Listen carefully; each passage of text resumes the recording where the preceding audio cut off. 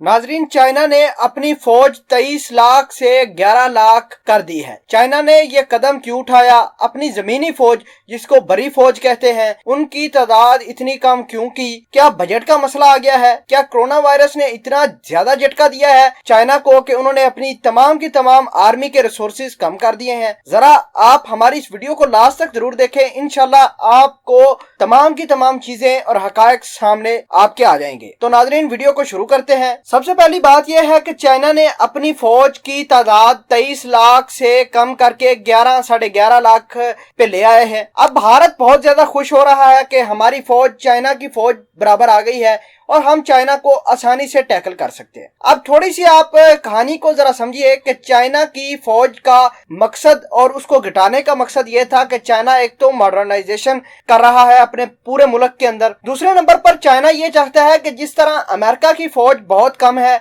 ज्यादा उनका सिस्टम जो है वो ऑटोमेटिक है, जैसे ज्यादा से ज्यादा उन्होंने आर्टिफिशियल इंटेलिजेंस अपने डिफेंस के अंदर एम्बेड की है, चाइना भी कुछ ऐसा ही चाहता है कि वो अपना पैसा जो जमीनी फौज पर लगाता है वो अब आर्टिफिशियल इंटेलिजेंस पर लगाएगा। इससे होगा क्या? एक तो इनका ह्यूमन रिसोर्स की कमी होगी, दूसरे नंबर पर जो कास्ट है, अभी जो चाइना का बजट है अपनी आर्मी के लिए वो 3-3.5 बिलियन डॉलर है और भारत का सिर्फ 50 बिलियन डॉलर है। तो आप कंपेयर करें कि कितना ज्यादा बजट का फर्क है और किस तरह भारत ये कह रहा है कि हमारी फौज चाइना से आगे निकल गई है। किसी किस्म की आगे नहीं निकली, सिर्फ चाइना ने यह कहा है कि वो अपनी फौज को महज इस वजह से कम कर रहे हैं ताकि वो अपने सिस्टम को मजीद मॉडर्नाइज करें, अपने अंदर मजीद तब्दीलियां लेकर आए, आर्टिफिशियल इंटेलिजेंस को आगे लेकर जाएं, ताकि जहां भी अपना टारगेट ढूंढना हो वो आसानी से अपने ड्रोन को इस्तेमाल करके, अपनी टेक्नोलॉजी को इस्तेमाल करके ढूंढ सके। रही बात भारत की, तो भारत का ये कहना था कि चाइना के तो पहले ही बहुत बड़े दुश्मन हैं, जैसे नेपाल, नॉर्थ कोरिया के साथ भी आजकल हालात चाइना के कुछ अच्छे नहीं है। भारत हो गया, तिब्बत का सारा इलाका, तो भारत का ये कहना है कि चलो ठीक है, अमेरिका की तरह चाइना अपनी फौज को मॉडर्नाइज तो कर रहा है, लेकिन वो अपनी तिब्बत वाली पहाड़ियों को किस तरह कंट्रोल करेगा?